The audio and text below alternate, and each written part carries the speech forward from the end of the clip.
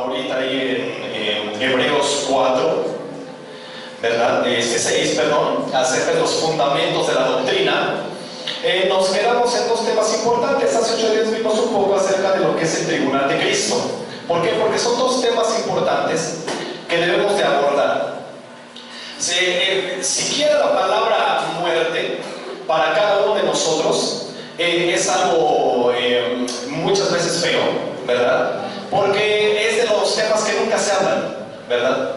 La palabra muerte es esos temas que nunca se mencionan. Entonces dijimos que la palabra muerte no es esa calaquita, ¿verdad?, que viene con su voz para llevarte. No, la palabra muerte significa separación. El hombre cuando nace, ¿verdad?, nace ya por medio de Adán. Adán cuando peca, deja una consecutiva en todos los seres humanos. Cuando Adán peca, adquiere 3 muertes: muerte eterna, muerte física y muerte espiritual. Entonces, de ello en fuera, cuando todo ser humano nace, ya nace con esas 3 muertes. Nace con la muerte física, sabiendo que ya va a morir. Nace con muerte espiritual, porque vive separado de Dios, ¿verdad? No tiene una comunión con Dios, y trae consigo muerte eterna. Gracias a Dios que nos habla su palabra, que Él nos libra de 2, de una no. Porque una a Él no le interesa, que es la muerte física. Todos nosotros algún día, de alguna manera o de otra, vamos a morir. Pero a Él lo que le preocupa es lo que realmente importa en la vida de una persona. ¿Qué es eso? La muerte eterna. Porque la muerte física es temporal. Sí, la muerte física es temporal. La muerte espiritual, aunque la persona viva, si la persona no tiene una comunión con Dios, la persona está muerta. Entonces, cuando la persona está muerta, su espíritu no tiene una comunión con Dios. Tú y yo tenemos una comunión con Dios porque hemos recibido a Cristo y ahora utilizamos algo que es la oración. Pero independientemente de la oración, tu espíritu con el Espíritu de Dios se une, y esto hace que haya una vida en tu cuerpo. Por esa razón es que el Señor le preocupa 2 cosas importantes: que tú en esta vida lo tengas a Él y que puedas tener una vida, y vaya que lo decimos siempre, pero hay que analizarlo, una vida eterna, ¿verdad? Una vida que nunca terminará, una vida con Él. Porque hay varias partes que Dios a nosotros nos permite tener. Cuando Él dice en Apocalipsis, cuando crea al hombre, haré al hombre a imagen y a semejanza mía. La imagen es una cosa y la semejanza es otra. En la imagen Dios nos permite ser como Él. ¿Cómo? No que Dios tenga orejitas y ojitos, no, sino que nos permite a nosotros ser como Él, porque Él es una deidad que es Padre, Hijo, Espíritu Santo. El Padre es el alma, Cristo es el cuerpo, y el Espíritu Santo es el Espíritu que le da vida a esta deidad. Tú eres cuerpo, alma y espíritu. La semejanza tiene que ver más con los atributos de Dios para el ser humano. Ejemplo: Dios decide, sí, el hombre decide también. Dios llora, sí, el hombre llora también. Dios se enoja, sí, el hombre se enoja también, ¿sí? Dios ama, sí, el hombre ama también. Pero ¿Dios es eterno? Claro que Dios es eterno. El hombre también es eterno. El hombre adquiere cuando nace esa parte de la eternidad. El problema es a dónde vamos a ir a dar el día cuando termine esta faceta llamada vanidad, llamada vida. Sí. Gracias a Dios, ahorita cantábamos: ¿quién nos separará del amor de Cristo? Tú por fe sabes que eres salvo, porque Corintios nos habla, y Romanos nos habla, y Efesios nos habla, y Filipenses nos habla, y Apocalipsis nos habla que nosotros estamos agarrados de la mano de Dios, y que nada ni nadie nos puede quitar esa hermosa herencia. Entonces, vamos para allá. La muerte, ¿qué es la muerte? la muerte es separación, pero quiero que veas algo. Apocalipsis capítulo 20. Estamos hablando de dos temas importantes: la muerte, ¿sí? La muerte, y estamos hablando también de la resurrección de los muertos y del juicio eterno. Muy bien. Quiero mostrarte algo en Apocalipsis capítulo 20, versículo 11. Y aquí ponemos mucha atención en esto. Apocalipsis capítulo 20, versículo 11. Dice de la siguiente manera, la visión de Juan. Dice: y vi un gran trono blanco y al que estaba sentado en él, de delante del cual huyeron la tierra y el cielo, y ningún lugar se encontró para ellos. Otra vez: y vi un gran trono blanco y el que estaba sentado en él, de delante del cual huyeron los cielos y la tierra, y ningún lugar se encontró para ellos. Ningún lugar se encontró para ellos. ¿Qué te habla esto? Que si ningún lugar se encontró para ellos es porque ya no existían. ¿Sí? Quiere decir que donde va a estar ese trono blanco, ni el cielo ni la tierra estarán. Ya no van a existir. Quiere decir que este trono blanco está dentro de un lugar llamado la eternidad. ¿Por qué? Porque en la eternidad hay tres partes importantes para toda persona. Está la gloria de Dios, que es el tercer cielo, y en ese tercer cielo también está un lugar que al lado, no sé si al lado, pero cerca, ¿verdad? Está un lugar llamado el lago de fuego, que es eterno. Y el Señor fue a preparar un lugar para sus hijos que se llama la Nueva Jerusalén, la Santa Ciudad. Esa ciudad también es eterna. No está dentro de lo que nosotros llamamos tiempo. Por eso es que la tierra y el cielo ya no existían. Porque donde van a ser juzgadas esas personas, vamos a ver cuáles, no hay tiempo. O sea que Dios se puede tardar 2.000 millones de años juzgando y no va a haber tiempo. Porque al fin de cuentas ya va a haber una época, será una época, lo que ahorita ya es, eterna. Uno podría decir: ahorita existe la eternidad. Claro que tú estás viviendo en eternidad.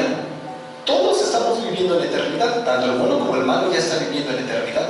El planeta, el universo y absolutamente todo está bajo la eternidad. La eternidad no es a futuro, ya estamos viviendo la eternidad. ¿Por qué? Porque el mundo pertenece a un lugar que es temporal, y lo temporal está dentro de la eternidad. Entonces, como tal, la eternidad ya está vigente. ¿Desde cuándo está la eternidad? Su palabra lo dice: eterno. Siempre ha existido. No tiene principio y no tiene fin, porque la eternidad, en la eternidad la habita Dios. ¿Sí? ¿Cómo te lo explico? No, es muy difícil de explicar la eternidad porque nosotros estamos basados a tiempos, ¿sí? Años, meses, horas, minutos, segundos, días, ¿sí? Siglos. Nuestra vida está basada a tiempo, pero donde está Dios no hay tiempo. Una vez alguien me decía: oye hermano, y cuando estemos en el reino de Dios, ¿qué vamos a hacer todo el día? ¿No nos vamos a aburrir? No, no te vas a aburrir. ¿Por qué? Porque vas a estar adorando a Dios siempre. ¿Cuándo se va a terminar? Nunca. Seguimos entonces aquí.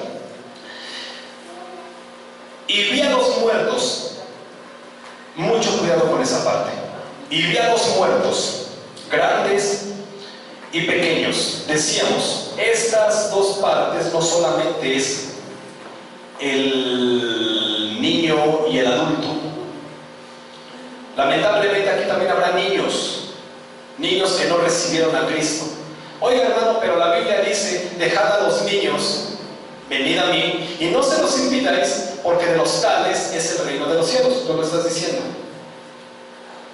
De los tales, ¿de cuáles niños? De los que van a Cristo, no de todos, de los que van a Cristo. Por eso es importante que también los niños reciban a Cristo en su corazón. A Cristo no se le recibe de grande, a Cristo se le recibe de pequeño y se le instruye en eso. Entonces, esta palabra de grandes y pequeños también tiene que ver con la parte de gente poderosa y gente no poderosa. Grandes, un presidente; pequeño, pues tú que pagas tus impuestos, ¿no? Entonces, a eso se está refiriendo la parte también, grandes y pequeños. Vi a los muertos, grandes y pequeños, de pie ante Dios. ¿Cómo estaban? De pie. No hay sillas, están todos de pie ante Dios. Y los libros fueron abiertos. Mucho ojo. Y los libros fueron abiertos. Los libros, plural y singular. Los libros fueron abiertos. Y otro libro fue abierto, dice, el cual es el libro de la vida. Y fueron juzgados los muertos por las cosas que estaban escritas. Ojo. Y fueron juzgados los muertos por las cosas que estaban escritas en los libros, según ¿qué?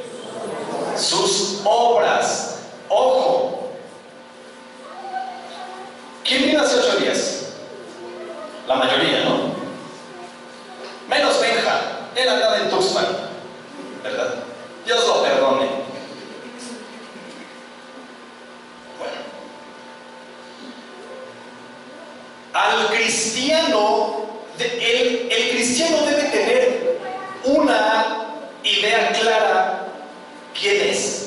Nosotros vamos a este juicio. ¿Qué nos habla la palabra de Dios acerca de esto? Muy bien, hace 8 días veíamos acerca de un tema que era el tribunal de Cristo. Ahorita lo vamos a volver a tocar, el tribunal de Cristo. Pero algo que el cristiano debe de tener en cuenta, y eso no se te puede olvidar, que se te olvide todo, menos esto. Romanos capítulo 8, versículo 1. Primero, ¿qué dice ahí? Hermano, no sé dónde están Romanos. Júntate con alguien que sí sea cristiano, ¿no? Bueno, Romanos capítulo 8, versículo 1. Dice: ahora pues, ninguna condenación hay para los que están en Cristo Jesús. Bueno, el cristiano no tiene condenación, porque el cristiano es hijo. Sí. El cristiano no tiene condenación porque es hijo. La pregunta que siempre nos habíamos hecho antes: bueno, ¿qué pasa si yo me alejo? ¿Pierdo mi salvación? Si eres hijo, no. Pero si no eres hijo, sí. Si tú te alejas siendo hijo, tarde o temprano, nos dice Lucas capítulo 15, la parábola del hijo pródigo, si eres hijo, tarde o temprano regresarás a tu papá. Es una ley. El padre nunca le dijo al hijo: no te vayas. No, te vas, vete. Pero el padre sabía que ese muchacho algún día iba a regresar, tarde o temprano. Y así fue. Regresó. Bueno, el que no es hijo, ¿verdad?, nunca regresará. Ese es el que se perderá. Si tú cometes pecado, dice su palabra, que abogado tienes delante de Jesucristo. La mentalidad de un cristiano cambia al momento que tiene a Cristo en su corazón. ¿Qué quiere decir? Que un verdadero hijo de Dios, no vamos a poner el mote de cristiano, sino de hijo de Dios. Un verdadero hijo de Dios va a pensar conforme al pensamiento de Cristo. Alguien que es un religioso y que no le ha caído el 20 de la gracia de Cristo en su corazón, va a pensar como alguien inconverso, aunque venga a la iglesia. Entonces, dice su palabra, fueron juzgados, y estas personas, se abrieron libros. ¿Qué había en los libros? Santo y seña de todo lo que hicieron. ¿Quiénes son esas personas? Seguimos leyendo. Y dice que había otro libro, que era el libro de la vida. Libros, ¿qué contienen esos libros? Obras. Son juzgados según sus obras. 13.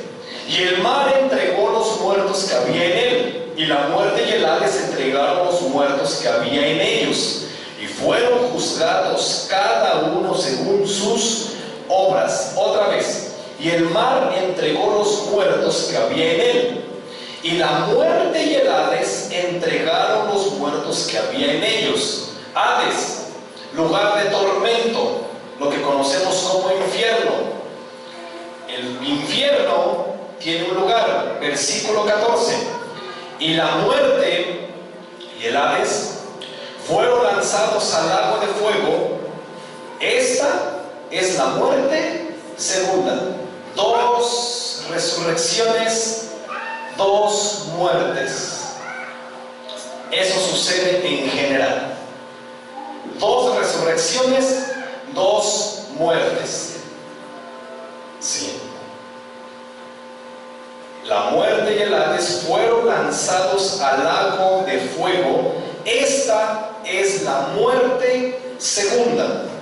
Y el que no se halló inscrito en el libro de la vida fue lanzado al lago de fuego. Fue lanzado al lago de fuego. Muy bien. Si te das cuenta, empieza diciendo que el mar entregó a sus muertos y el Hades entregó a sus muertos. En pocas palabras, si el Hades, que es el lugar de tormento donde ahorita están los inconversos, alguien dice que no, ¿cómo no? Claro que sí, ahí están. Aquellas personas que ahorita están siendo atormentadas por el fuego en ese lugar de tormento, que nosotros conocemos como infierno, alguien dice que el infierno es el lago de fuego. Bueno, ese lugar de tormento, algún día esas personas van a salir de ese lugar. Algún día esas personas van a salir de ese lugar, porque el lugar que nosotros conocemos como infierno no es eterno, es un lugar temporal. Todas esas personas que ahorita están en ese lugar de tormento, algún día van a salir y se van a parar enfrente de Dios de pie. Cuando se paren enfrente de Dios, Dios los va a llamar y les va a decir absolutamente todo lo que hicieron. El problema es que Dios va a corroborar, solamente para que ellos entiendan, Dios va a corroborar con un libro que se llama el libro de la vida, ¿verdad? Dios va a corroborar el nombre de todas estas personas, a ver si están en el libro de la vida. Tú, fulanito de tal, naciste tal día, ¿sí? Tu primer paso lo diste a tal día, tus padres fueron tal y tal, y tuviste 3 o 4 hermanos. Muy bien. Fuiste a tal primaria, tu primer pecado lo cometiste a los tantos años, tu primer pensamiento malo, tu primer grosería, tu primer palabra mala, tu primer pensamiento malo lo tuviste a tales años. Muy bien. Y nos seguimos. ¿Cuánto se va a tardar el Señor en juzgar a cada persona? Por eso es que es un lugar eterno donde está este juicio de este trono. Pues no hay tiempo. El Señor se va a tardar a lo mejor meses en juzgar a una persona, lo que para nosotros serían meses. Ahí es eterno. Al terminar, es juzgado por obras. Dice la palabra del Señor que nosotros, la iglesia, no es juzgada por obras. ¿Por qué? Juzgar.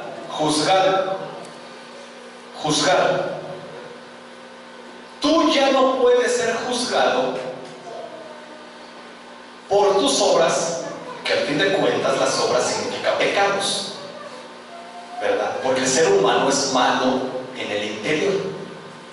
Tú ya no puedes ser juzgado por obras, porque resulta que para eso vino el Señor Jesús a morir. En pocas palabras, Cristo es el que ya pagó, fue juzgado en tu lugar. Cristo, al momento de morir, llevó tu condena, llevó tu pecado en su sangre. Alguien murió para que tú vivieras. Alguien sufrió para que tú no sufras. Entonces, por eso es que yo les recomendé Romanos 8:1. ¿Ya lo tienes? Dice que todo el que está en Cristo no tiene condenación. De entrada, tú eres más que afortunado,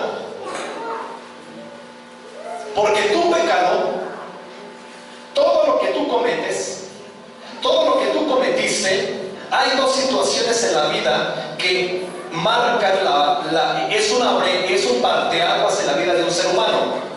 Dice su palabra: cuando tú naces a cuando tú recibes a Cristo, esos pecados que tú cometiste son olvidados por Dios, son borrados.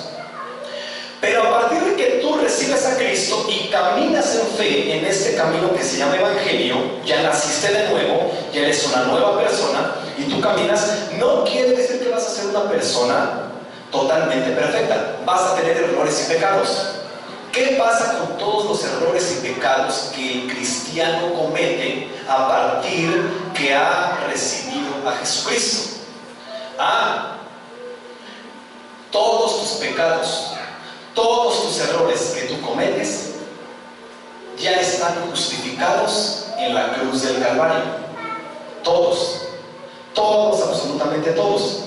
Alguien me podría decir: entonces si ya todos mis pecados están justificados en la cruz, todos los que yo hago ahorita, bueno, pues me voy a portar mal, voy a hacer cualquier cosa, al fin de cuentas que ya soy salvo. No. Romanos capítulo 6 versículo 1 dice: ¿qué pues? ¿Perseveraremos en el pecado para que la gracia abunde? En ninguna manera. ¿Qué no sabéis? Que todos aquellos que han muerto al pecado, ¿verdad? Dice: ¿cómo vivirán aún en él? En pocas palabras, una persona que piensa que ya es cristiano, ¿qué piensa? Piensa que es cristiano y que ahora todos sus pecados, porque ya Cristo le perdonó todos sus pecados, va a pecar deliberadamente. Esa persona no es un verdadero hijo de Dios, porque un verdadero hijo de Dios no peca por pecar. Un verdadero hijo de Dios no va a maltratar ni va a pisotear la sangre de Cristo, sabiendo que por esa sangre fue limpio de todo pecado. Al contrario, Dios tomó la iniciativa de morir por nosotros. Nosotros correspondemos a ese amor que Él nos dio, muriendo en la cruz, llevando nuestros pecados, porque Él ya fue juzgado ahí. Estas personas que están aquí, ¿qué crees? Ellas tienen que responder por su pecado y tienen que responder por su maldad. Ellas tienen que responder por sus obras. No tienen abogado. ¿Qué quiere decir? Que al fin de cuentas estas personas nunca fueron salvas, porque están siendo juzgados por obras. Tú no eres juzgado por obras, porque la palabra de Dios nos enseña en Efesios capítulo 2 que ahora dice: no es por obras para que nadie se gloríe, y esto no es don de vosotros, pues es don de Dios. O sea que la salvación es un don de Dios para ti. Es un regalo de Dios para ti, es una herencia de Dios para ti. Entonces dice que todas estas personas que están en este lugar, algún día saldrán de este lugar llamado Hades. Dice: se pararán enfrente de Dios, ¿verdad? Dios los juzgará, y al momento que termina Dios de juzgarlos, el ser humano, ¿por qué estas personas no pueden alcanzar salvación? Por una simple cosa: porque si estas personas alcanzaran salvación por obras, de nada sirve la gracia. Estaríamos entonces predicando un evangelio falso y un Cristo falso y mentiroso. Cuando el Señor nos enseña en su palabra que la salvación no es por obras, sino por gracia. Toda persona que cree ganarse el cielo por sus obras, ¿verdad? ¿A qué me refiero con esta parte de ganarse el cielo con obras? Aquellas personas que creen que por hacer todo muy bien ya se ganaron el cielo. Eso es una mentira. Lo hemos explicado muchas veces y no falta recalcarlo. Esta parte que dice su palabra, que tus obras buenas son consecuencia de tu fe. Quiere cristiano debe de tener obras, claro, esas obras son consecuencia de su fe y de su amor a Dios.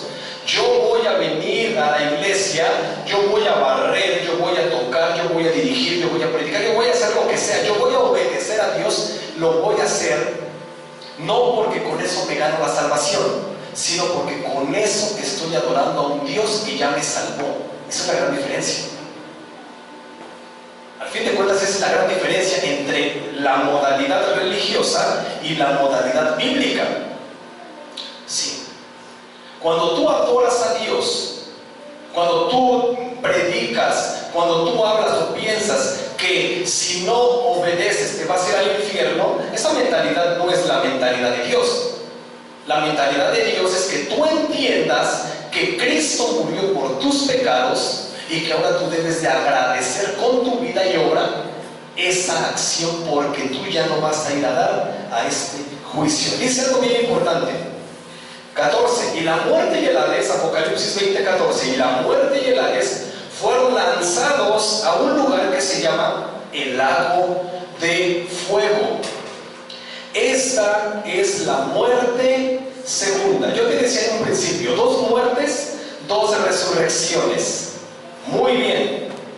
Creo que empezamos hablando de la segunda resurrección y empezamos hablando de esta parte, ¿verdad? Esta parte que es la segunda resurrección, la segunda muerte. ¿Cuál es la segunda muerte? Si la muerte significa separación y nos está diciendo aquí que esta es la muerte segunda, no la primera. ¿Cuál es la primera muerte? Cuando el ser humano muere en este planeta. Esa es la primera muerte. ¿Cuál es la segunda muerte? Esta. Cuando el ser humano se para delante de Dios y al momento de pararse, Dios lo juzga y como no tiene abogado, ¿verdad? Es lanzado al lago de fuego. Significa separación total de Dios. Separación eterna. Tradúcelo. Muerte segunda. Sí. Todas estas personas van a dar a este lugar llamado el lago de fuego. Esa es la segunda muerte. Repito, la primera muerte es la muerte natural, la que todos pasamos. Ningún ser humano está exento de la muerte. Tú y yo, por ser hijos de Dios, no estamos exentos de la muerte. Pero Cristo vino a hacer algo, yo te lo decía en un principio. Cristo vino a salvarte de esta segunda muerte. Cristo vino a salvarte de esta segunda muerte. ¿Por qué? Porque todos nacimos con esta muerte, la muerte eterna. Pero Cristo vino a salvarte de esta segunda muerte. Por eso es que tú ya no tienes que pagar nada. Por eso es que tú puedes estar tranquilo. ¿Sí? Bueno, esto pasa con estas personas. ¿Qué nos dice primero los Tesalonicenses capítulo 4 versículo 13? Vamos para allá. Primero los Tesalonicenses capítulo 4 versículo 13. Todos lloramos muchas veces cuando hay un ser que fallece. Nos duele, claro, porque somos carne, pero nos enseña algo la palabra de Dios. Primero los Tesalonicenses capítulo 4, vamos a leerlo todo. ¿Sí? Perdón, 13. Del 13 en adelante. Primero los Tesalonicenses 4:13 dice, explico un poquito esto. La iglesia de los tesalonicenses tenía dolor y no tenía una certeza bien a dónde iban cuando morían. Ellos, Pablo los veía que seguían a Cristo, pero no entendían ellos a dónde iban los muertos. Les lloraban como si jamás los fueran a ver. Eso es un problema que muchas veces nosotros como hijos de Dios atravesamos, porque han muerto de aquí de la iglesia, familiares de nosotros, han muerto, sí, pero ¿qué nos habla la palabra de Dios ahora de los que estamos en Cristo? Precisamente de ellos. Primero los Tesalonicenses 4:13. Tampoco queremos, hermanos, ¿a quién le habla? No a gentiles, ¿a quién le habla? A hermanos, ¿sí? Tampoco queremos, hermanos, que ignoren acerca de los que, subraya eso, duermen, ¿sí? Duermen. La palabra dormir significa que no están muertos, sino que están en descanso. Eso significa la palabra dormir, no está muerto. Para ti y para mí la persona falleció, ya se enterró. Para Dios, sus hijos no están muertos. Sus hijos duermen. Sí, físicamente ya no están, pero espiritualmente, en alma, que eso cuenta muchísimo, ellos están vivos durmiendo. ¿En dónde están vivos durmiendo? La palabra dormir no es que estén... No, la palabra dormir significa descansar. ¿En dónde están descansando? Están descansando en la misma presencia de Dios. Hace 20 días, no, hace 15 días lo veíamos. Pablo explica que él, mientras estamos en el cuerpo, estamos ausentes al Señor. Pero el día que ya no estemos en el cuerpo, vamos a estar presentes al Señor. Dice su palabra entonces, en esta parte, no se distraigan. Primer muerte. La muerte cuando tú mueres aquí. Es de esta muerte de la que está hablando. Esta muerte todos la pasamos. Esta primer muerte todos pasamos. Todos podremos pasar por esta parte. Dice su palabra. Tampoco queremos, hermanos, que ignoren acerca de los que duermen, para que no se pongan tristes. ¿Como quiénes? ¿Estás leyendo tu Biblia? Como los otros que no tienen esperanza. Como los otros que no tienen esperanza. Porque si creemos que Jesús murió y resucitó, así también traerá Dios con Jesús a los que durmieron en él. Por lo cual, os decimos esto en palabra del Señor, que nosotros que vivimos, que habremos quedado hasta la venida del Señor, ¿sí? Nosotros que somos de una doctrina, ¿verdad? Hay muchas doctrinas en cuanto a esto. Nosotros somos de la doctrina premilenialista.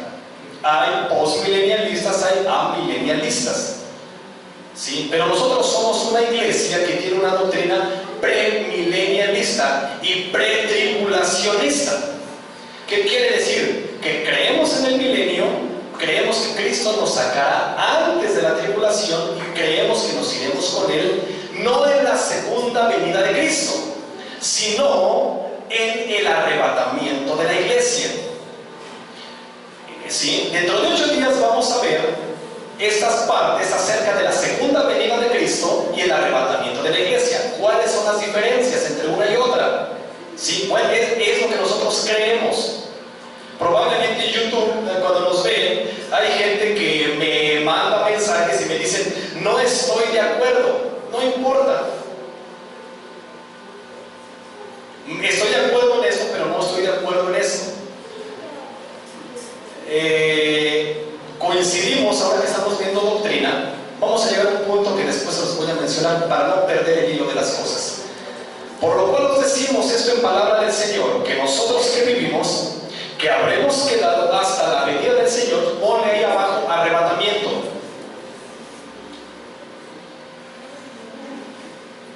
No precederemos a los que durmieron, porque el Señor Jesús mismo, con voz de mando, con voz de arcángel y con trompeta de Dios, descenderá del cielo. Aquí está la cosa importante.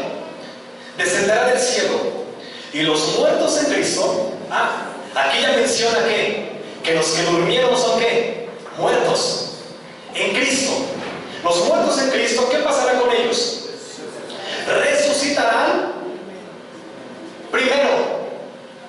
A ver, vamos poniéndolo en contexto.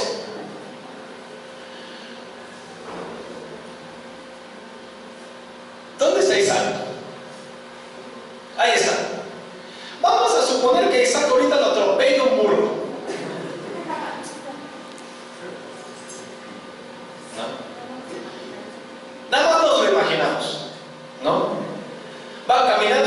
lo atropella. ¡Sas! Hasta ahí quedó. Y ese mismo burro atropella delante a uno que no es creyente. En ese mismo día, Isaac colgó los tenis. Y el otro también. Vamos a ponerle, ¿hay algún Jaimito por aquí? No. Vamos a poner entonces Jaimito. Bueno, los dos mueren. ¿Qué dice la Biblia acerca de Isaac?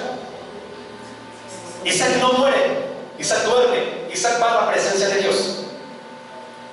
Pero el otro amigo va al lugar, lo veíamos hace 15 días, el lugar donde fue el rico.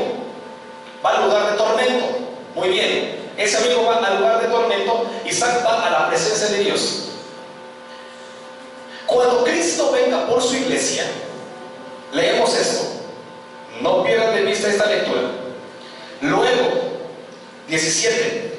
Nosotros, los que vivimos, los que hayamos quedado, ¿sí?, seremos ¿qué? Arrebatados juntamente con ¿quiénes? Con ellos. ¿Quiénes ellos? Los que resucitaron. ¿Quiénes son los que resucitaron? Los que creyeron en Cristo. En pocas palabras, Isaac, que está en la presencia de Dios, está en su presencia no en cuerpo, está en alma y en espíritu. Sí. No en un cuerpo que se pueda tocar. No lo podemos tocar. Un muerto ya, su espíritu, su alma no se puede tocar. Está presente a Dios.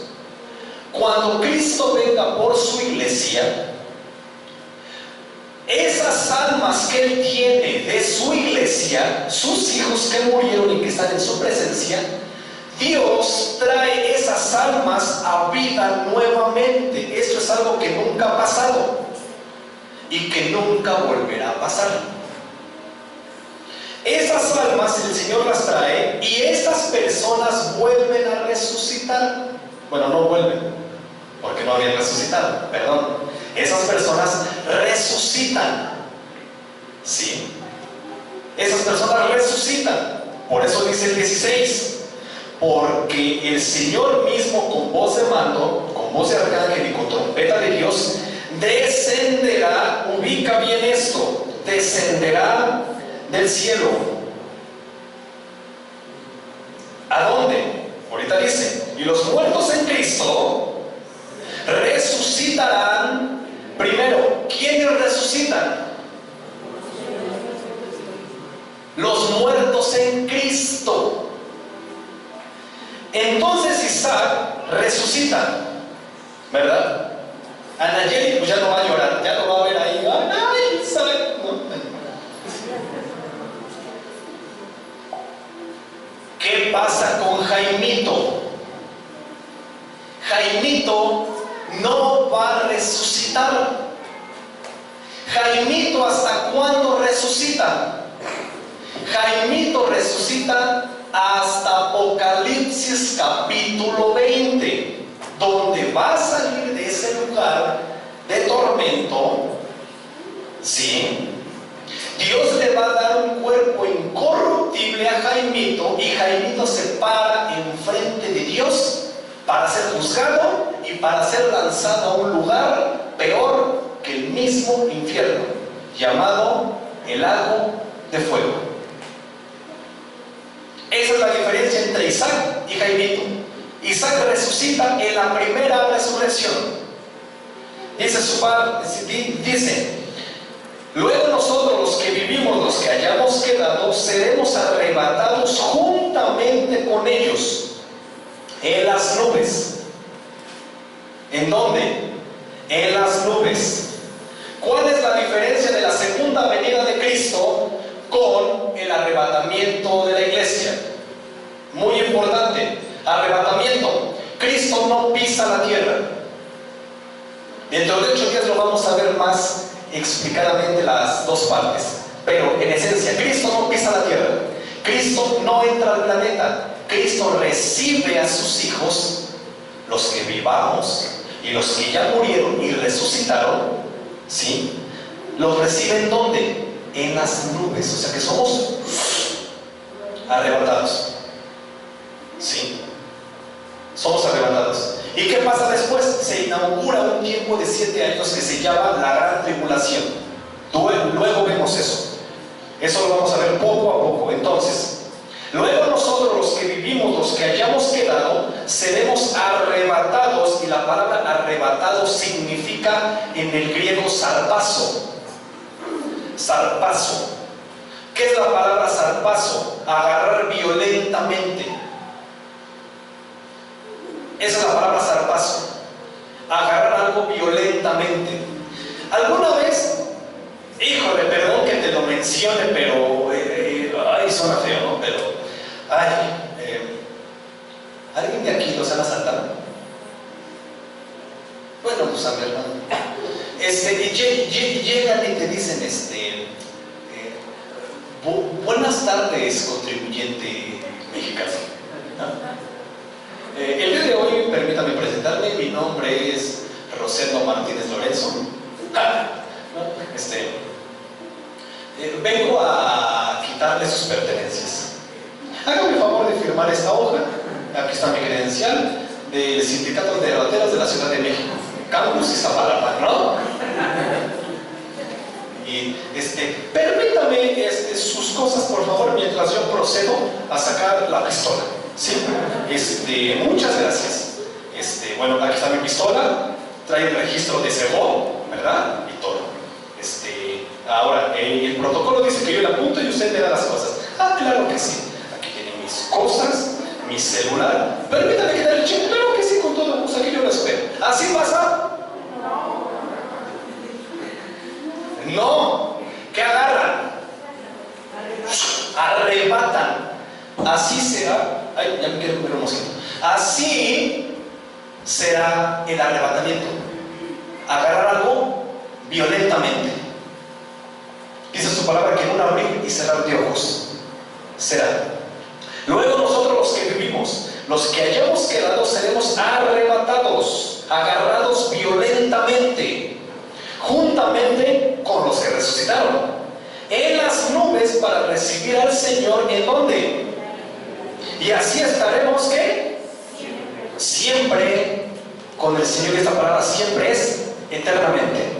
Por tanto, el 18 dice: no te pongas triste cuando algún hermano de la iglesia fallezca. No te pongas triste. Probablemente sí le lloramos. El problema es cuando la persona se va sin recibir a Cristo. Ese es un problema.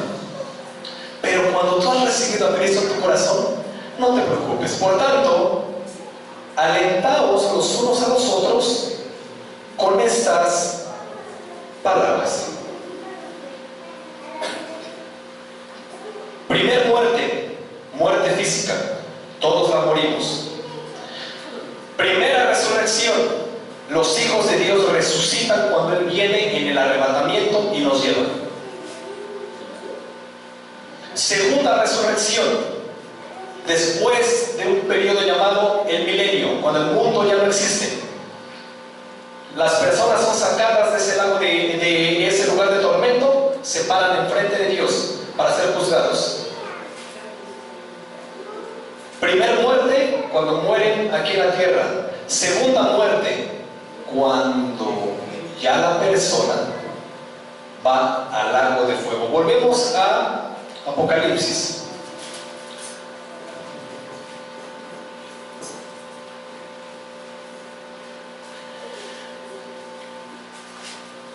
Apocalipsis capítulo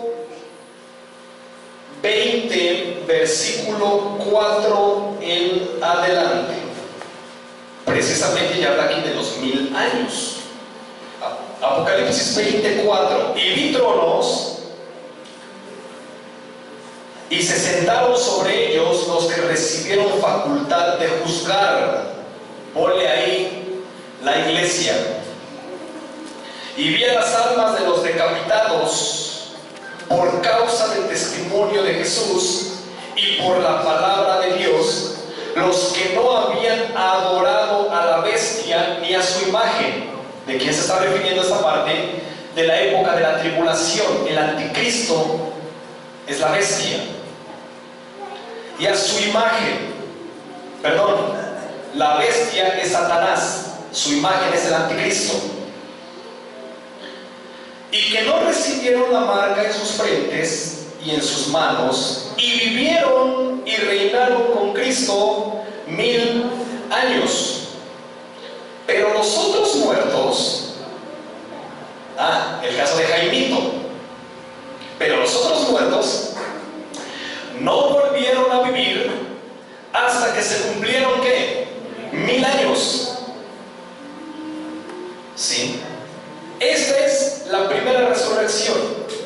¿Cuál es la primera resurrección? Cuando tú mueres. Y la primera resurrección también actúa cuando en la época de la tribulación haya gente que reciba a Cristo y que muera por causa de la palabra de Dios. Recordemos que en la época de la tribulación no va a ser ya por gracia, ya va a ser por obra. ¿Cuál es la obra? Renegar a Cristo. Y si la persona, bueno, no sé cuántos se quieran quedar. Mira, yo estoy llorando porque Axel ya tiene una profecía. Axel se va a quedar con Uli. Ellos se van a quedar a la gran tribulación. Ya cuando llegues allá nos cuentas cómo te fue, mi hermano. Tomás también anda en eso que se queda, todavía está pensando. Bueno, ¿en qué estaba? Sí, es que me emociona, ¿no?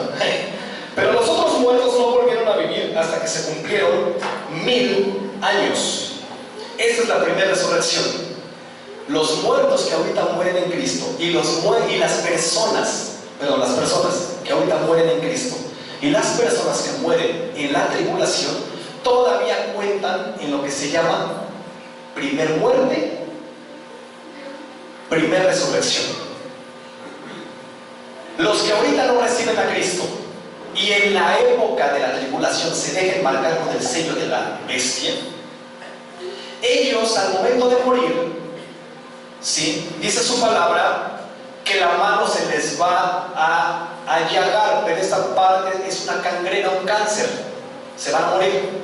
Todos los que hayan sido marcados se van a morir, todos. ¿A dónde van ellos? Al lugar de tormento. Ellos ya no vuelven a despertar. ¿Hasta cuándo? Hasta que se cumplan 1000 años. Las personas que mueren en la época de la tribulación, ¿cuándo volverán a resucitar? Cuando entren al milenio. Por eso dice, reinarán con Cristo 1000 años. No quiere decir que nada más van a reinar con él 1000 años y ya. No. Todo ese periodo, recordemos que ya lo vamos a ver con calma, en el periodo del milenio la gente no va a vivir ya 100 años o 200 años. Las personas van a vivir prácticamente 1000 años ya. Por eso dice que todos aquellos, por obvias razones, que mueran en la tribulación, van a resucitar y van a estar aquí. Dice su palabra, vi tronos y se sentaron sobre ellos los que tenían facultad de juzgar. ¿Quiénes van a juzgar a la tierra en la época del milenio? Nosotros, el pueblo de Dios. Por eso es que se va a acabar la corrupción. La corrupción no se va a acabar con el peje. La corrupción se va a quedar cuando Cristo instaure su reino aquí en el milenio. Dice su palabra, versículo 25, pero los otros muertos no volvieron a vivir hasta que se cumplieron 1000 años. Esta es la primera resurrección. ¿Cuál? No la de los segundos, la de los primeros. 6, subraya eso. Y léanlo todos fuerte. A la de 3. 1, 2, 3.